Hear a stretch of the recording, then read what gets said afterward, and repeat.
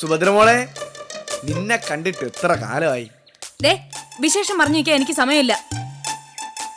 ചിറ്റപ്പൻ എന്നെ കാണാൻ കഴിയാത്തത് എന്റെ കുറ്റം കൊണ്ടാണോ? എന്നെയോ അമ്മയോ കൊച്ചമ്മാവനെയോ കാണണമെന്ന് തോന്നുമ്പോ കരുണാലയത്തിലേക്ക് വന്ന പോരെ. സമയമില്ലാത്തത് സ്വത്തുകാരിയായ എന്റെ 2 കുഞ്ഞമ്മമാർക്കല്ലേ.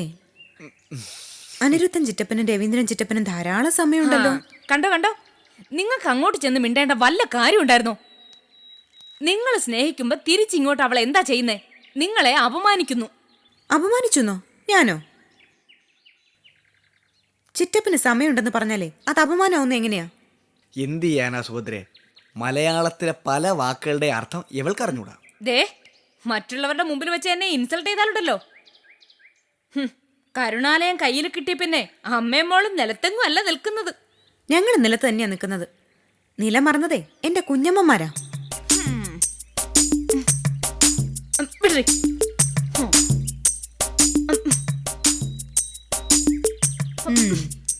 വേഷം കെട്ടലും പൊങ്ങച്ചം പറിച്ചിലും നാട്ടുകാർ ശ്രദ്ധിക്കുന്നുണ്ട്. യഥാർത്ഥത്തിൽ നിങ്ങൾ 2 പേരും നിങ്ങളെ തന്നെ അപമാനിച്ചുകൊണ്ടിരിക്കുന്നത്. പിന്നെ കരുണാലയം എൻ്റെ അമ്മയ്ക്ക് മാത്രമല്ല കിട്ടിയിരിക്കുന്നത്. കരുണാലയവും അതിനോട് ചേർന്നുള്ള വസ്തുക്കളും സിറ്റിയിലെ കടമുറികളും അമ്മയുടേത് മാത്രമല്ല, കൊച്ചമ്മാവിൻ്റേത് കൂടിയാണ്. പാവം കൊച്ചേട്ടൻ 3 നേരം മൃഷ്ടാന്നം ഭക്ഷണം കിട്ടിയാ മിണ്ടാതിരുന്നോളും. പിന്നെ ആഴ്ചയിലൊരിക്കൽ തേച്ചു കുളിക്കാൻ ലേശം എണ്ണ. ശനിയാഴ്ച ശാസ്താക്ഷേത്രത്തിലേക്ക് പോകുമ്പോ ശാന്തിക്കാരന്റെ കയ്യിൽ തട്ടിലിട്ട് കൊടുക്കാൻ 5 രൂപ തൊട്ട്. തീർന്നു കൊച്ചേട്ടന്റെ ആവശ്യങ്ങൾ. ഇരട്ടി സ്വത്ത് കിട്ടാൻ വേണ്ടി വന്ന പാടെ അമ്മയും മോളും കൂടി കൊച്ചേട്ടൻ അങ്ങ് കയ്യിലെടുത്തു. തമിഴത്തെ കൈമണി അടിച്ച് 2 പേരുടെ ഭാഗവും ഒരുമിച്ചാക്കി. കൊച്ചേട്ടൻ എന്തിനാ സ്വത്ത്? അങ്ങേരിനി കല്യാണം കഴിക്കാനും പോകുന്നില്ല, മക്കളുണ്ടാവാനും പോകുന്നില്ല. ഈ തമിഴത്തിന്ന് പുച്ഛത്തോടെ പറഞ്ഞാലേ ആ നാവ് പുഴുത്തു പോവും. വല്യമ്മാവൻ സ്വത്തെല്ലാം അവരുടെ പേരിൽ എഴുതി വെച്ചിരുന്നെന്ന് മറക്കരുത്. ആ വിവരം അറിഞ്ഞപ്പോ ഇപ്പൊ പൊങ്ങി നടക്കുന്ന പാർട്ടികൾ വല്യമ്മായിയുടെ കാല് പിടിച്ച് നിലത്തെഴയുന്നത് ഞാൻ കണ്ടതാ. സത്യമാ മോളെ, ഞങ്ങളെല്ലാരും ആ സ്ത്രീയുടെ മുന്നിൽ ദണ്ഡ നമസ്കാരം ചെയ്തു. ആദ്യം ഒരുങ്ങ് പേടിച്ചു പോയി കേട്ടാ. ഞങ്ങളെല്ലാരും കൂടി ചേർന്ന് അവരുടെ കാല് വാരാൻ പോവുകയാണെന്ന് ആ പെണ്ണുപിള്ള വിചാരിച്ചു കാണും. തങ്ക മനസ്സല്ലേ അവരുടേത്.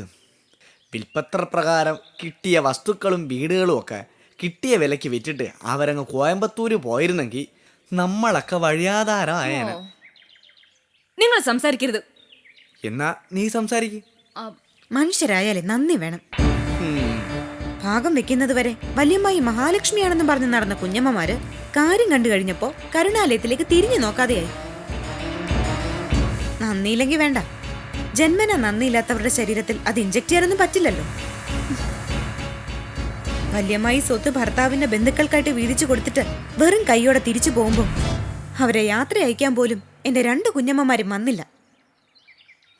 നന്ദി വേണ്ട, ഒരു സാമാന്യ മര്യാദയെങ്കിലും കാണിക്കാമായിരുന്നു. ഇതൊക്കെ ഇപ്പൊ എന്നോട് സംസാരിക്കാൻ നീ ആരാ? എടി, നിന്റെ അമ്മയല്ല, നീയാ ഭയങ്കരി.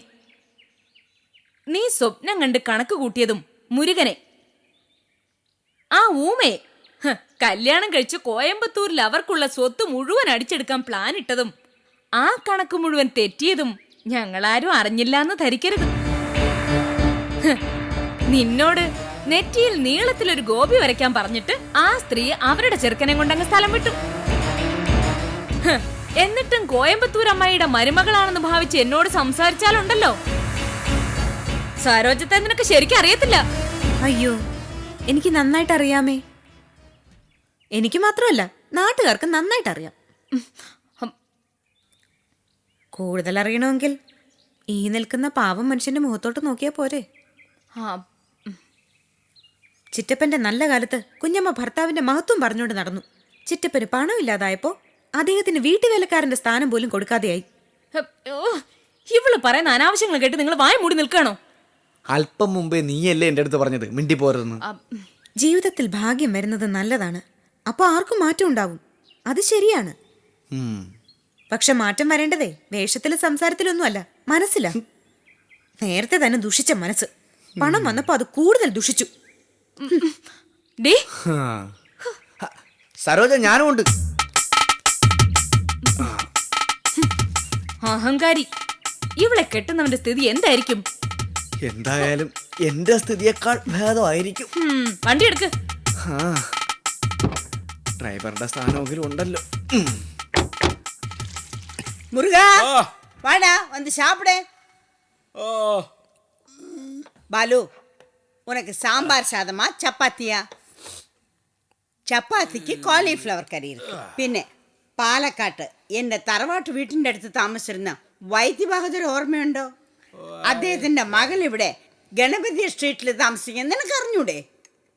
അവരുടെ കുട്ടിയുടെ നൂലുകെട്ട് നല്ല പാൽപ്പായസം കൊടുത്തയച്ചിട്ടുണ്ട്. വിളമ്പട്ടെ? ചപ്പാത്തി. അപ്പം പായസം നല്ല പാൽപ്പായസോടാ. അവരുടെ ഫാമിലെ പശുക്കളുടെ പാല്, അവരുടെ പാടത്തെ അരി, എല്ലാമേ നാടന്താ. വേണ്ടാന്ന് പറഞ്ഞില്ലേ? പാൽപ്പായസവും പഞ്ചാര വാക്കും ഒക്കെ കേട്ട് മയങ്ങുന്ന പ്രായമൊക്കെ കഴിഞ്ഞു പോയില്ലേ അമ്മേ? എനിക്ക് ഈ എരിവുള്ള കോളിഫ്ലവർ കറി മതി. ശരി, കോളിഫ്ലവർ എങ്കിൽ കോളിഫ്ലവർ. അല്ലടാ, നിന്റെ അടുത്ത് വേറൊരു കാര്യം ചോദിക്കണമെന്ന് വിചാരിച്ചു. നമ്മുടെ ഓഫീസിലെ ഫയലുകളൊക്കെ ഇപ്പോൾ MD ഒപ്പിടണ്ട, കാണണ്ട എന്ന റൂൾ കൊണ്ടുവന്നിട്ടുണ്ടോ? അതെല്ലാം ഈ വയസ്സായ അമ്മയെ സഹായിക്കാനാണോ, അതോ എൻ്റെ ഈ ജോലി ഭാരം എല്ലാം കുറച്ച് വയസ്സായ കാലത്ത് ഒന്ന് റിലാക്സ് ചെയ്യട്ടെ എന്ന് വിചാരിച്ചാണോ? മോനെ, ദാ നിന്നെ കുറച്ച് സാമ്പാർ സാധനം കൂടെ തരട്ടെ, ജസ്റ്റ് ഒരു ടേസ്റ്റിന് വേണ്ടി. ഇടയ്ക്കൊക്കെ അരി ആഹാരം കഴിക്കുന്നത് നല്ലതാ, ശരീരത്തിൽ പിടിക്കും. ദാ. ശരി, വേണ്ടെങ്കിൽ വേണ്ട. അല്ല, ഞാൻ ചോദിച്ചു വന്നതേ കംപ്ലീറ്റ് ആയില്ല. അല്ല, ഈ ഫയലൊക്കെ ത്യാഗം ഒപ്പിട്ടാൽ മതി എന്ന് പറഞ്ഞത് അമ്മയെ സഹായിക്കാനാണോ അതോ എൻ്റെ അധികാരം വെട്ടിക്കുറയ്ക്കാനാണോ? അധികാരം എന്ന് പറയുന്നതേ ഒരു തോന്നലാണ്. റിയൽ വർക്കാണ് പ്രധാനം. നമ്മുടെ കടമ നമ്മൾ ചെയ്യുക. അതിന്റെ ഫലം എന്താണ്, അതിനു വേണ്ടി വരുന്ന ത്യാഗം എന്താണ് എന്നൊന്നും കണക്കൂട്ടാൻ നിൽക്കരുത്. പ്രവൃത്തിയാണ് പ്രധാനം. MDയുടെ ജോലിഭാരം കുറയ്ക്കാനാണ് ഫയലുകൾ ത്യാഗുവിനെ ഏൽപ്പിച്ചത്. I had made it very clear then and their. ആരുടെ അധികാരമാണടാ തോന്നൽ? നിന്റെയോ എന്റെയോ? ഈ ത്യാഗം ആരാണടാ? ഇല്ലാത്ത കാലത്ത് ഞാൻ വിളമ്പിക്കൊടുത്ത ചോറുണ്ടിട്ടുള്ളവൻ. നമ്മുടെ അടുക്കളയിൽ ആവശ്യത്തിനുണ്ടായിട്ടല്ല ഞാൻ അവന് ചോറ് വിളമ്പിയത്. ഇങ്ങനെ കണക്ക് പറയേണ്ടി വരുമെന്ന് വിചാരിച്ചിട്ടുമല്ല. പക്ഷേ അവൻ തിന്ന ചോറിന് നന്ദി കാണിക്കാത്തവനാ. ഒരു നേരത്തെ വിശപ്പടക്കാൻ മറ്റാരും ഒരു തവി ആഹാരം കൊടുക്കാൻ ഇല്ലാതിരുന്ന കാലത്തും അത് വിളമ്പിയ കൈക്ക് പിന്നീട് ഒരു കാലത്ത് കടിക്കുന്നവനെ എന്തു വിളിക്കണം? ബാലു, അവനെ നമ്പാതെ. അവൻ നിന്നെ നശിപ്പിക്കും. അവനവൻ ചെയ്യുന്നതിന്റെ ഫലം അവനവൻ, അല്ലെങ്കിൽ അവൾ അനുഭവിക്കണം. ബാലു, എന്താടാ നീ പറഞ്ഞതിന്റെ അർത്ഥം? ഞാൻ ചോറ് തന്ന കൈക്ക് കടിക്കുമെന്നോ? കഷ്ടം ബാലു, നിന്റെ തല തിരിഞ്ഞുപോയല്ലോ മോനെ. നീ എന്നെ കുറ്റപ്പെടുത്തിക്കോ, പക്ഷേ സത്യങ്ങൾക്ക് നേരെ കണ്ണടയ്ക്കരുത്. ഏയ്, ഞാൻ നിങ്ങളെങ്ങനെ കുറ്റപ്പെടുത്തുവോ? കുറ്റപ്പെടുത്താൻ എനിക്കെന്താ അവകാശം? എൻ്റെ കാഴ്ചപ്പാടനുസരിച്ച് വഞ്ചിക്കുന്നവനല്ല കുറ്റക്കാരൻ, വഞ്ചിക്കപ്പെടുന്നവനാ. Why should he permit himself to be cheated? കടിക്കുന്നവനല്ല, കൈ നീട്ടുന്നവനാണ് കുറ്റക്കാരൻ. അല്ലെങ്കിൽ തന്നെ എനിക്കിപ്പം നിങ്ങളെ കുറ്റപ്പെടുത്താൻ കഴിയുന്നില്ല. കുറ്റപ്പെടുത്തണമെങ്കിൽ എൻ്റെ അച്ഛനുണ്ടല്ലോ. ഇതൊക്കെ ആ മനുഷ്യന്റെ പിഴവ്. വഴിയെ പോയ തെണ്ടി പട്ടികളെ വിളിച്ച് അഭയം കൊടുത്തു, ആഹാരം കൊടുത്തു. അവര് പിന്നെ കടിച്ചെങ്കിൽ ആരെ കുറ്റപ്പെടുത്തണം? ഇരന്ന് കയറി വന്നപ്പോ വടിയെടുത്ത് അടിച്ചോടിച്ചെങ്കിൽ ഇത് സംഭവിക്കുമായിരുന്നോ? முருகா, ஒண்ணு சொல்லாதடா, உட்கார்றாங்க. உட்கார்றா, பேசாத. முருகா, சொல்றத கேளுடா. அவனோட செய்யாதே. അമ്മയാണ് പറയുന്നത്. മാറിക്കട്ടെ. അവൻ നിന്റെ ചേട്ടനാണടാ. എന്നെ ആദ്യം അമ്മാന്ന് വിളിച്ചവൻ. അവൻ എന്തെങ്കിലും പറഞ്ഞാലും നീ ക്ഷമിക്കണം. വാടാ ഇങ്ങ്. വാ. അമ്മയാണ് പറയുന്നത്. ഏയ്, കുമാരാ. വിടാ. അമ്മയാണ് പറയുന്നത്. വിട്ടായിരിക്കടാ.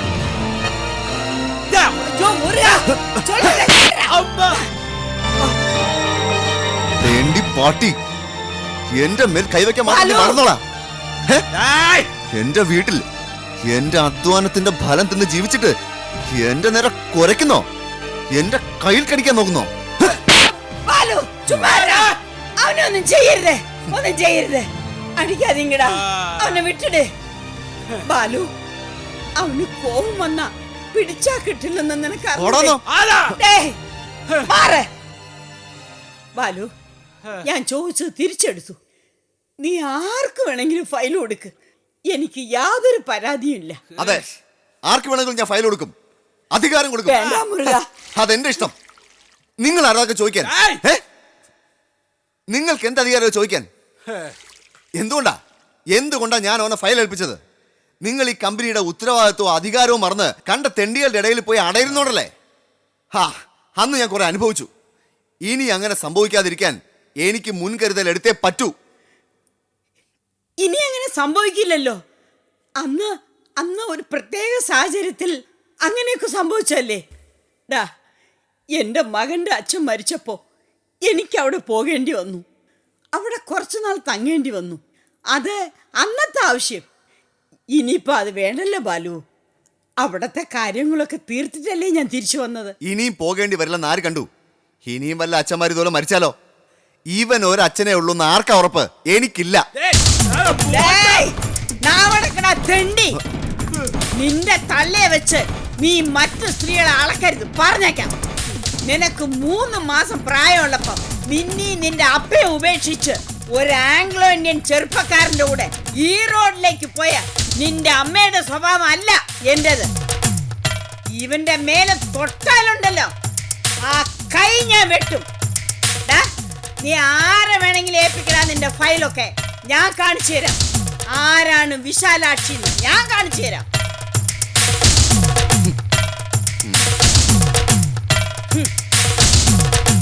മുരുക, കഴിക്കടാ.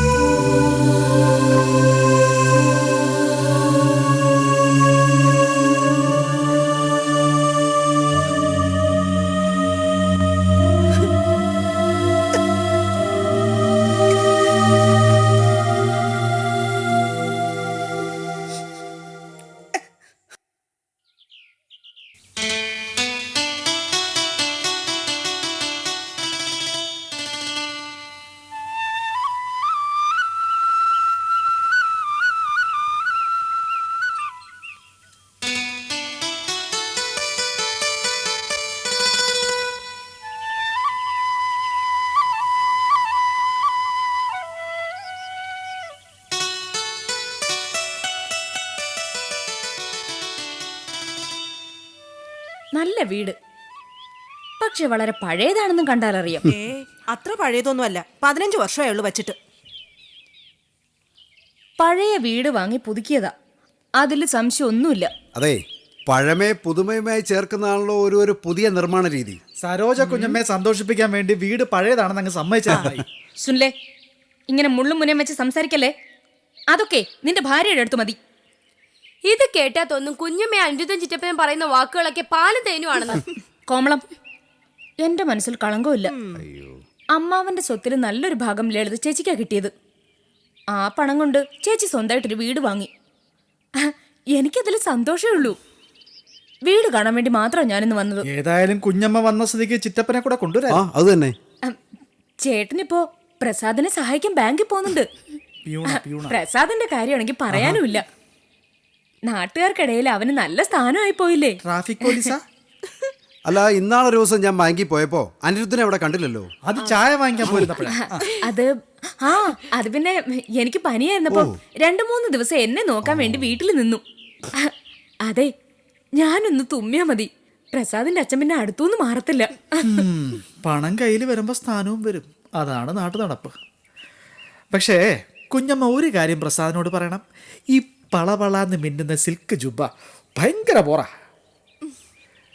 പിന്നെ കഴുത്തിലെ സ്വർണ്ണമാല എടുത്ത് പുറത്തിടുന്നത് അതിലും പോറ. ഇതാണ് ശരിക്കും അസൂയ. അവനോടോ? എനിക്കോ? ഛേ, എടാ, എനിക്ക് കിട്ടിയ ഭാഗം എന്റെ ഒരേ ഒരു മകനായ പ്രസാദിനുള്ളതാ. പക്ഷേ ലളിത ചേച്ചിക്ക് കിട്ടിയതേ നിനക്കുള്ളതല്ല, നിന്റെ ഭാര്യയ്ക്കുള്ളതാ. ഞങ്ങൾക്ക് അങ്ങനെ വ്യത്യാസമൊന്നുമില്ല. എനിക്ക് അവകാശപ്പെട്ടതെല്ലാം എന്റെ ഭർത്താവിനും അവകാശപ്പെട്ടതാ. സരോജം വന്ന് വീട് കാണാനല്ലേ? ഒറ്റയ്ക്കൊറ്റയ്ക്ക് താമസിക്കുമ്പോഴെങ്കിലും തമ്മിലടിക്കാതിരിക്കാം. ഡേ, ആ,